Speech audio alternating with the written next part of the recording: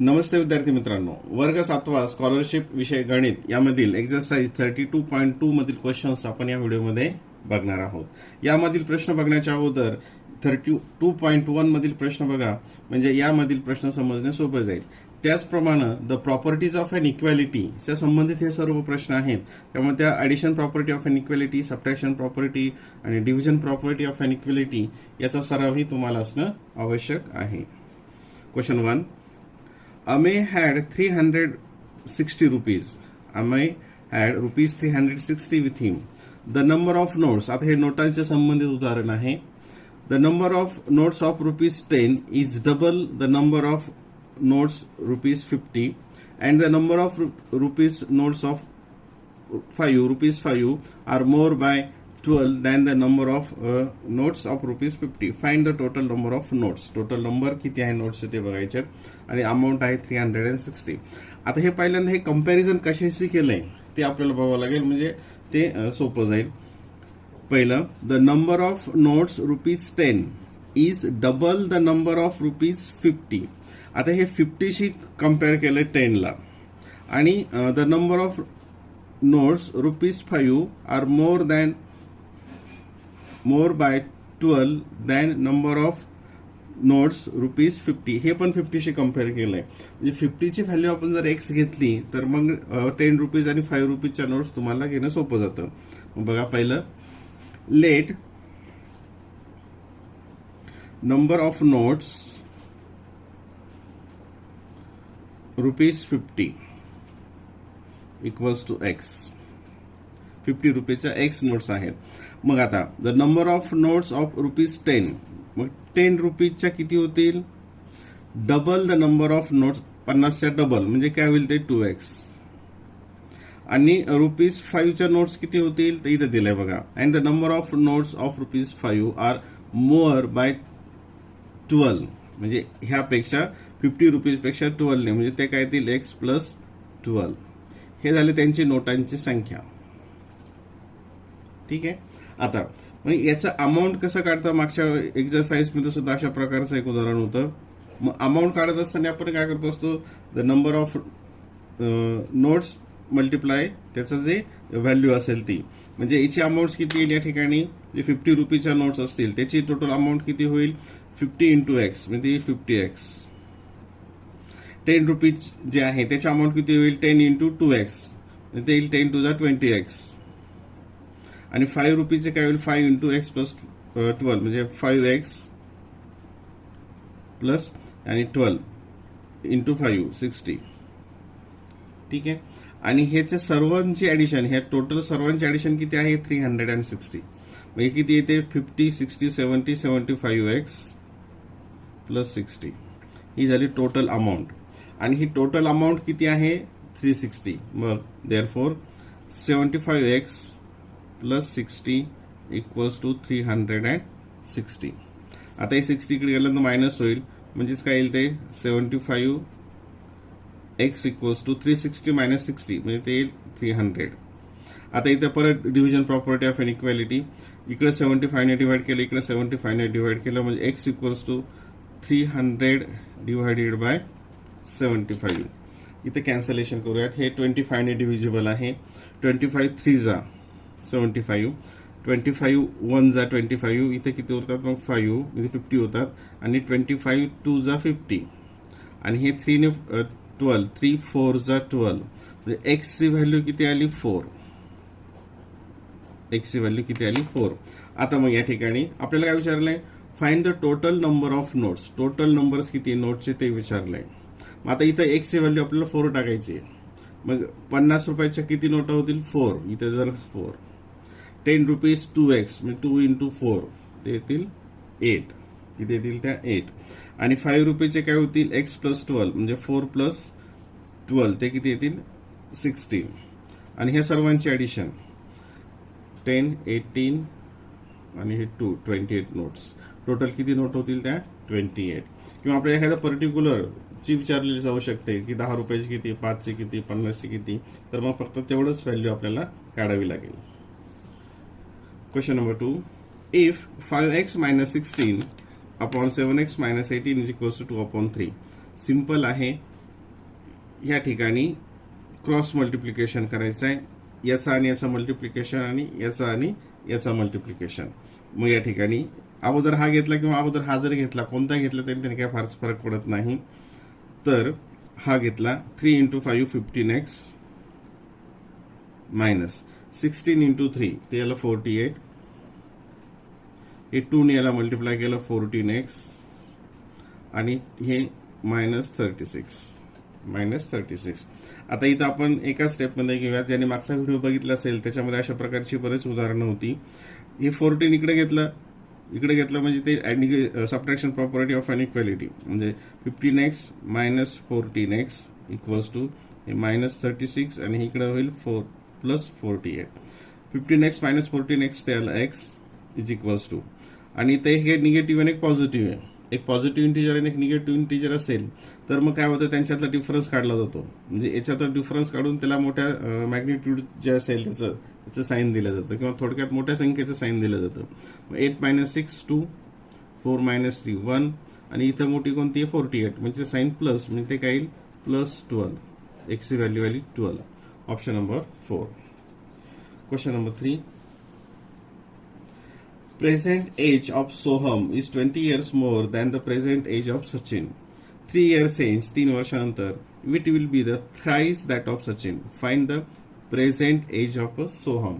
तर अशा प्रकारची उदाहरणं एजची आहे. प्रश्न अगोदर हा काळजीपूर्वक समजून घ्यायचा, कारण याच्यामध्ये प्रश्नामध्ये जे कंडिशन दिलेले असतात त्याच लवकर लक्षात येत नाही. त्यामुळे हा प्रश्न 4-5 वेळेस वाचून काढायचा, म्हणजे तो प्रश्न समजेल आणि नंतर मग सोडवता येईल.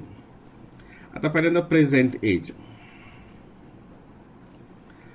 इथं कोणाशी कम्पेअर केली, आपल्याला कोणाचं काढायचं प्रेझेंट एज, सचिनचं, सोहमचं. परंतु इथं कम्पॅरिझन करताना काय केलं बघा, the present age of Soham is 20 years more than present age of Sachin. सचिनपेक्षा 20 years सोहमनी मोठा आहे, तो एक्स प्लस येईल.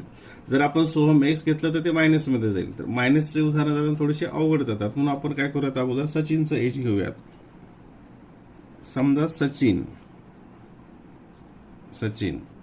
प्रेझेंट एज एक्स आहे. परत हे वाक्य बघा, present age of Soham is 20 years more than the present age of Sachin. मग सचिन जर एक्स असेल तर मग सोहम प्रेझेंट एज किती असेल, 20 years मोर, म्हणजे एक्स प्लस 20. ही झाली त्यांची प्रेझेंट एज. पुढे काय दिलं, 3 years हेन्स, म्हणजे आफ्टर 3 years, म्हणजे आफ्टर 3 years. काय म्हणतोय तो, अगोदर एज किती होता ते लिहूयात. 3 years नंतर सचिनचं एज किती होईल, एक्स प्लस 3, आणि सोहमचं एज काय होईल, एक्स प्लस 20 + 3, म्हणजे ते काय येईल, एक्स प्लस 23. ठीक आहे, हा भाग समजला. It will be thrice that of Sachin, सचिनच्या ते 3 पट होईल. म्हणजे इथं आता बघा, इथं अगोदर आपण हे सचिनचं एज, असं उदाहरण आपण मागच्या एक्सरसाइज मध्ये पण घेतलं होतं. सचिन आहे एक्स प्लस 3 आणि Soham x plus 23 after 3 years. आणि त्याच्यामध्ये काय कंडिशन दिली, परत बघा, it will be thrice that of Sachin, म्हणजे सोहमचं जे वय आहे हे सचिनच्या किती होईल, 3 पट होईल. सचिनच्या 3 पट साठी इकडे कितीने मल्टिप्लाय करावं लागेल, तुम्हाला 3 ने मल्टिप्लाय करावं, 3 ने मल्टिप्लाय करावं लागेल, म्हणजे ते थ्राइस 3 times. इथे हे सॉल्व्ह केलं, हे x into 3x plus 9 equals to x plus 23, x plus 23. हे एक्स इकडे आलं, म्हणजे 3x मायनस एक्स. इथं घेऊयात, इथं आणखी बसतं खाली, 2x इक्वल्स टू हे 23 मायनस हे 9 इक्वल्स टू 23 मायनस 9 काय आलं, 14. म्हणजे 2x इक्वल्स टू हे 2x इक्वल्स टू 14, म्हणजे x इक्वल्स टू हे division property 14 divided by 2 equals to 7. x ची व्हॅल्यू आली 7. ठीक आहे. आता आपल्याला काय विचारलंय, x हे कोणाचं वय आहे, सचिनचं. आपल्याला कोणाचं विचारलंय, सोहमचं. कोणतं एज, प्रेझेंट. हे जर सचिनचं आलं 7, सोहम काय येईल मग, एक्स प्लस 20, म्हणजे 7 + 20 दॅट इज 27. सोहमचं एज किती असेल, 27. Option number 2. Option number 2. Question number 4. Today, Shrikant is 8 years elder than Shiva and Sachin is 4 years younger than Shiva. If the ages of Sachin and Shrikant are in the ratio 3:4, what will be the sum of ages of all three after 12 years? आता इथं हे 3 दिलेले आहेत.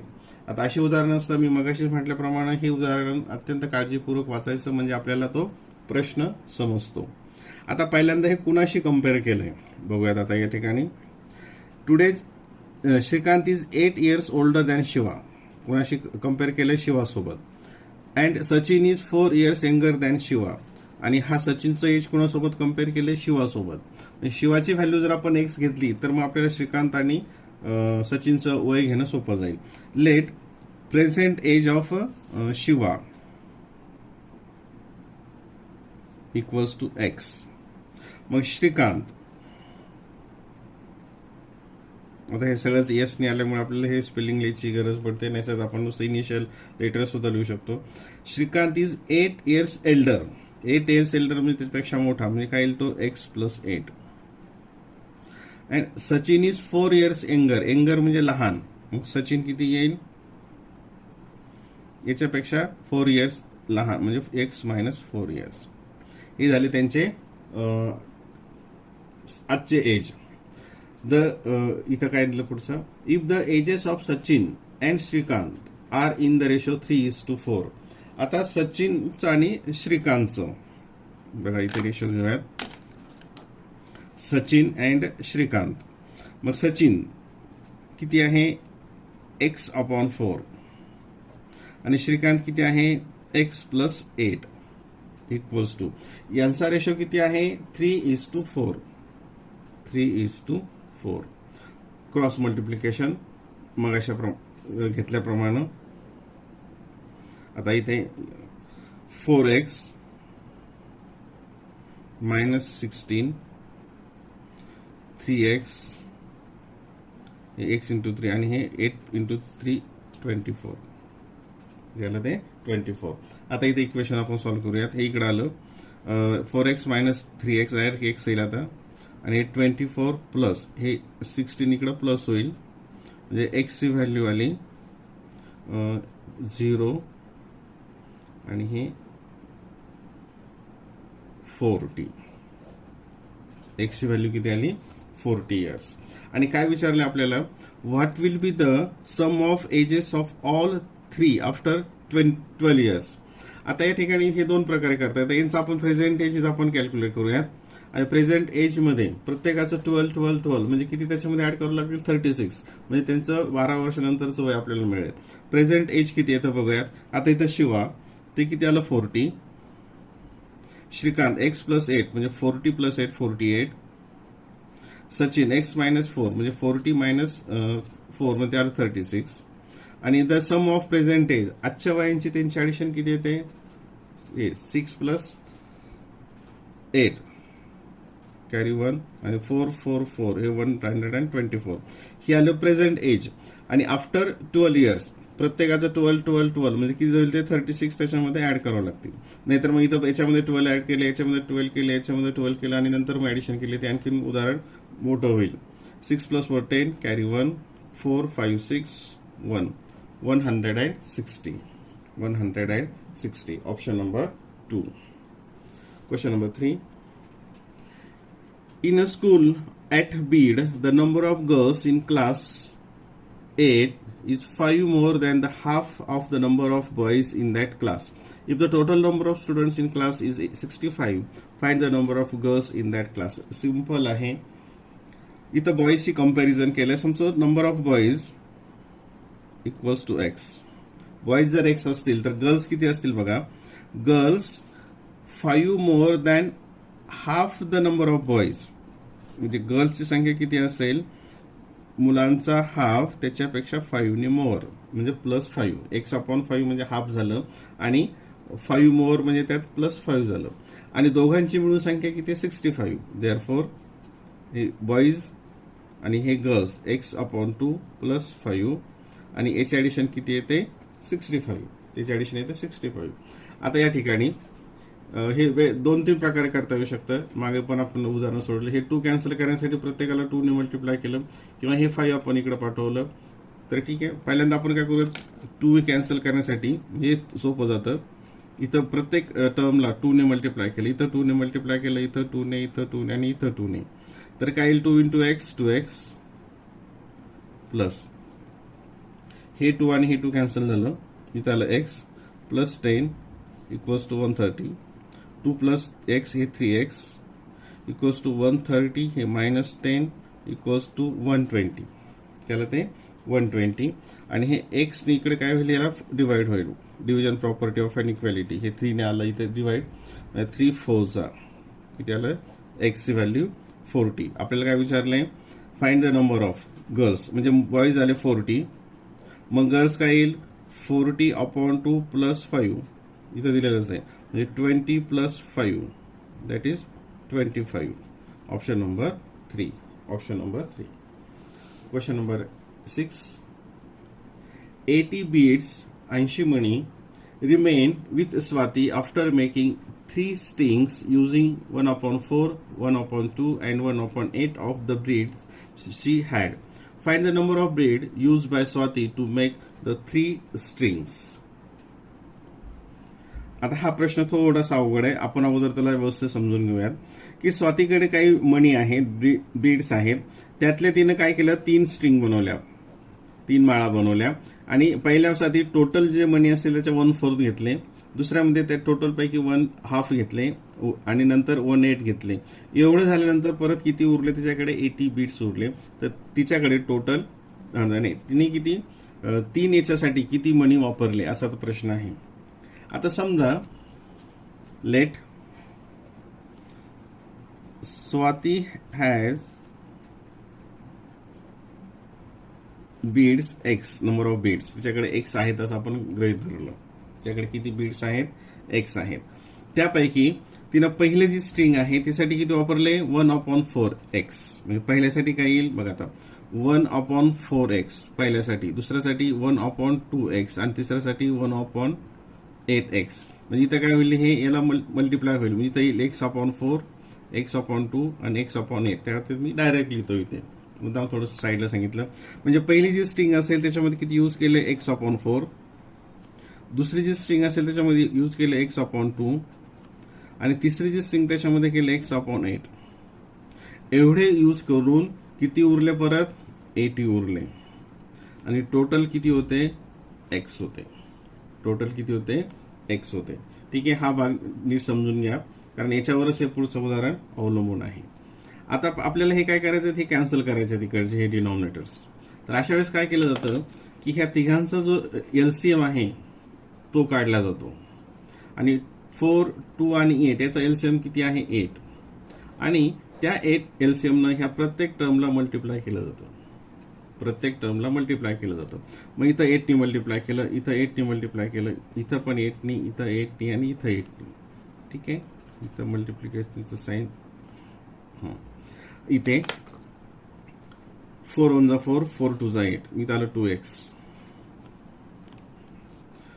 2 1 2, 2 4 8, इथं आलं 4x. 8 8, इथं आलं x.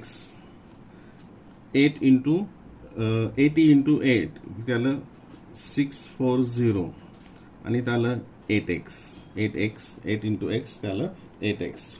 आता या ठिकाणी 2 + 4 6 + 1 7, इथं आलं 7x plus 640 equals to 8x. आता आपण हे 7x इकडं ट्रान्सफर करूयात. 8x - 7x इकडे येईल x, असं आपण उदाहरण घेतलं नव्हतं. आता घेऊया तिकडं. ह्या इकडंच आपण नॉर्मली काय केलं होतं, इकडची इकडे घेतले होते x येण्यासाठी. x आता या साईडला येईल आणि इथं आलं 640 जसंच्या तसं x. म्हणजे x ची व्हॅल्यू किती आली, 648. म्हणजे टोटल बीट्स त्याच्याकडे किती आहेत, 640 हे 640. आणि काय प्रश्न विचारला आहे, find the number of beads use by Swati to make 3 strings. तिने किती वापरले, तर इथं सुरुवातीलाच दिलेलं आहे. तिचे जे टोटल होते 640 टोटल आले, त्यातले किती उरलेले आहेत, 80. मग ते 80 मायनस केलं म्हणजे जितके वापरले तितकं येईल. हे 0, 14 मायनस 6 आणि 5 म्हणजे 560 बीड्स तिने यूज केले 3 स्ट्रिंग्समध्ये. Option number 3. Option number 3.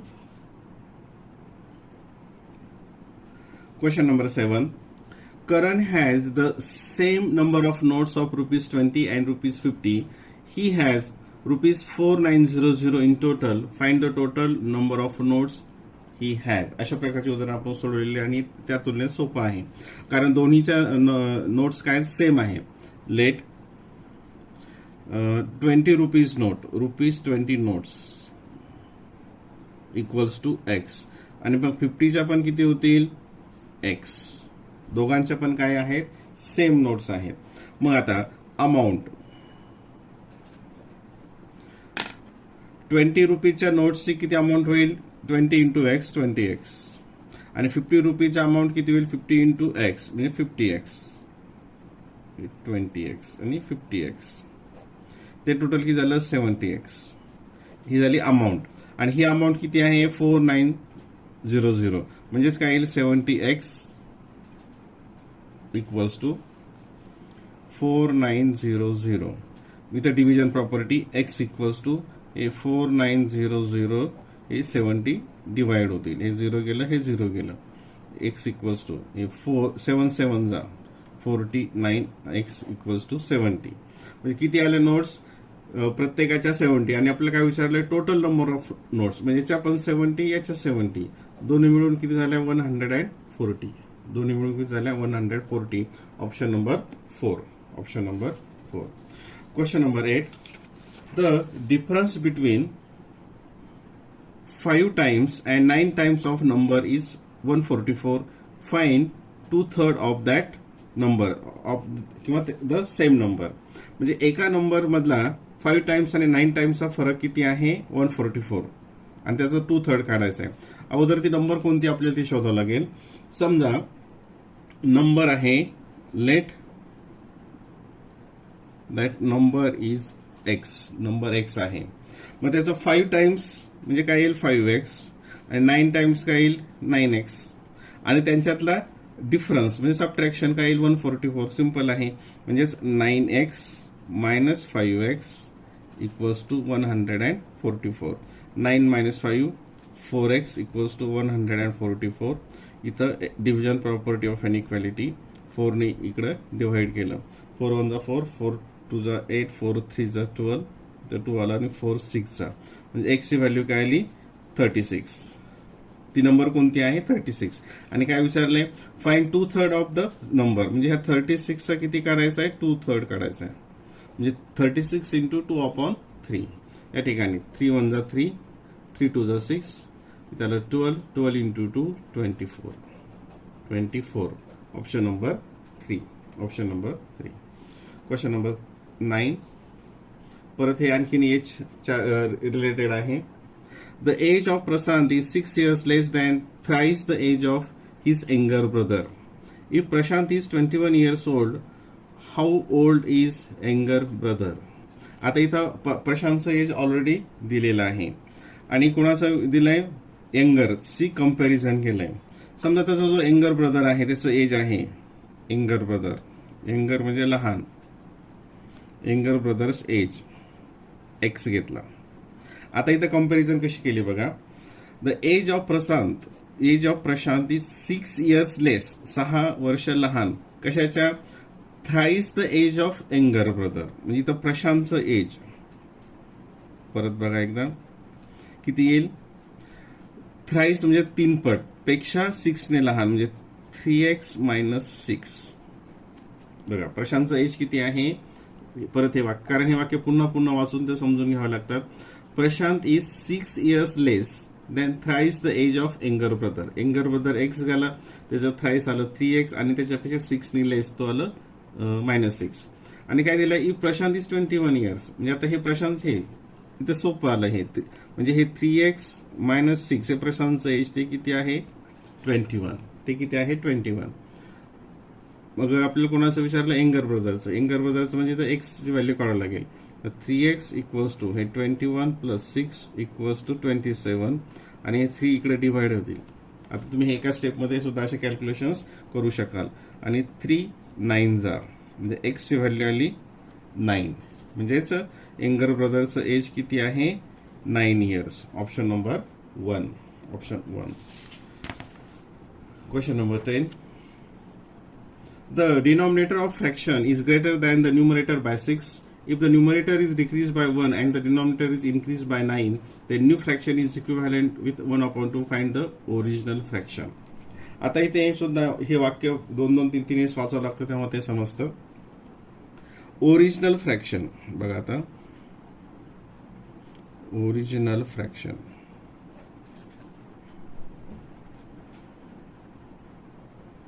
आता इथं कशाशी कंपेअर केलं पहिल्यांदा ते बघूयात. The denominator of fraction is greater than the numerator. Numerator पेक्षा ग्रेटर आहे. आता ओरिजिनल फ्रॅक्शन हे न्यूमरेटर आणि डिनॉमिनेटर इथे मी लिहितो. हे समजा न्यूमरेटर एक्स असेल तर डिनॉमिनेटर किती येईल. Denominator of fraction is greater than numerator bye 6 म्हणजे एक्स प्लस 6. हा झाला आपला ओरिजिनल फ्रॅक्शन. आता त्याच्यामध्ये काय केलंय न्यू फ्रॅक्शन. इथे लिहितो मी न्यू फ्रॅक्शन. त्याच्यामध्ये काही चेंज करून न्यूमरेटर आणि denominator. If the numerator is decrease by 1 म्हणजे न्यूमरेटरची व्हॅल्यू काय केली 1 ने डिक्रीज केली म्हणजे तो काय येईल x minus 1. And denominator is increase by 9. आता इथे डिनॉमिनेटर इन्क्रीज केला 9 ने. इथं ऑलरेडी किती आहे एक्स प्लस 6 त्यात प्लस आणखी 9 ऍड केले म्हणजे आता नवीन किती होईल तो एक्स प्लस 15. किती होईल तो एक्स प्लस 15. X plus 15. आणि हा काय सांगितलाय new fraction is equivalent to 1/2 आणि हा फ्रॅक्शन कशाला इक्विव्हॅलंट आहे 1/2 ला इक्विव्हॅलंट आहे. तर इथे बघा इथं परत क्रॉस मल्टिप्लिकेशन येईल. इकडं 2x हे 2 ने मल्टिप्लाय केलं 2x आणि हे -2 हे 1 ने मल्टिप्लाय केलं x 15 x प्लस 15. हे x इकडे घेतलं म्हणजे मायनस येईल म्हणजे इथं फक्त x राहील आणि 15 प्लस हे 2 ते काय येईल 17 म्हणजे x ची व्हॅल्यू काय आली 17. आता नीट लक्षात द्या इथे x ची व्हॅल्यू आली 17. आपल्याला काय विचारलंय ओरिजिनल फ्रॅक्शन. ओरिजिनल फ्रॅक्शन मध्ये एक्स 17 न्यूमरेटर आणि डिनॉमिनेटर किती होता एक्स प्लस 6 म्हणजे 17 प्लस 6 17 प्लस 6 ते किती येतं 23. किती येतं ते 23 म्हणजे काय येईल त्याचं उत्तर 17/23. Option number 2. Option number 2. Question number 5. Some guavas and apples were purchased at the rate of ₹3 for a guava and ₹12 for an apple. 15 fruits were purchased for ₹72. Find the number of apples purchased. आता हे simple आहे. Apple समजा number of apple विचारलं म्हणून आपण ऍपलची किंमत x घेऊयात. Number of apple x असतील तर मग हा गव्हाच किती असेल. दोघांची मिळून बेरीज किती आहे 15 आहे. दोघांची मिळून बेरीज 15. त्यातले ऍपल एक्स घेतले तर मग हे किती येतील 15 मायनस एक्स. किती येतील 15 मायनस एक्स आणि यांची अमाऊंट इथे दिली आहे. आता ऍपलचा रेट किती आहे 12. ऍपलचा रेट 12 म्हणजे ऍपलची अमाऊंट किती होईल त्याला कितीने मल्टिप्लाय करावं लागेल या ठिकाणी. इथं मी घेतो थोडक्यात याला 12 ने मल्टिप्लाय करावं लागेल ऍपलसाठी आणि हे गव्हासाठी कितीने मल्टिप्लाय करावं त्याचा रेट किती आहे 3 म्हणजे याच्या नंबर्सला 3 ने मल्टिप्लाय करावं लागेल. म्हणजे टोटल अमाऊंट किती होईल x × 12 12x आणि हे 3 15 3 45 मायनस 3x ही दोघांची व्हॅल्यू आली. ही अमाऊंट आली आणि हीच अमाऊंट किती आहे 72. ही अमाऊंट किती आहे 72. म्हणजेच काय येईल आता या ठिकाणी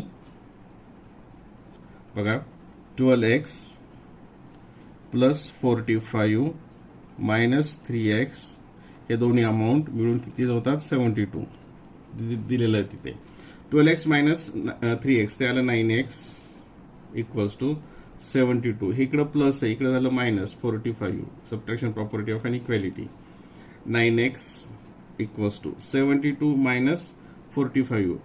12 5 7 तर 5 हे 2 27. इथं x division property of N equality 27/9 3. x ची व्हॅल्यू आली 3. आणि आपल्याला काय विचारलं ऍपल्स, किती ऍपल्स होते, x इथं दिलेलंच आहे. ऍपल्सची संख्या किती आली मग 3. Option number 2.